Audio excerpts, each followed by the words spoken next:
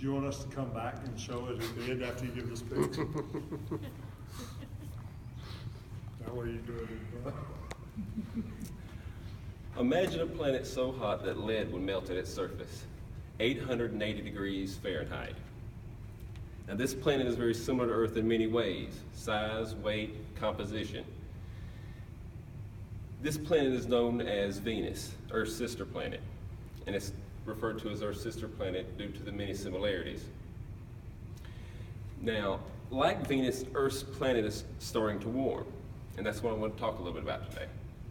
First, I'm going to talk a little bit about what global warming is, and then I'm going to talk a little bit about the causes of global warming and how it drives climate change, and then we'll talk about maybe a few solutions.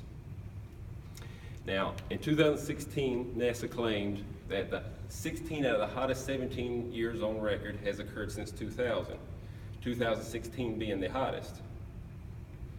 You see, a planet starts to warm like Earth when greenhouse gases reside in the atmosphere. It traps heat from the sun on Earth and our planet, but in this case Earth, and it starts it to warm. And now there's usually a nice equilibrium and a balance, but due to driving cars and deforestation and stuff like that, it's throwing the balance off and it's starting to heat the planet. Now, through deforestation, if you cut down a bunch of trees and everything, there's no plants or vegetation there to utilize the carbon dioxide in the air and for the photosynthesis process. So that CO2 just resides in the atmosphere. Also, once you cut down a bunch of vegetation, it releases all the CO2 from the trees into the atmosphere. And not only that, once it starts to decompose, it creates methane, which is 20 times more effective at trapping heat in the atmosphere than carbon dioxide is. Now, this heating drives climate change. Climate change being more extreme storms, droughts in one area, extreme floods in the other, sea level rise. Now, some might say that,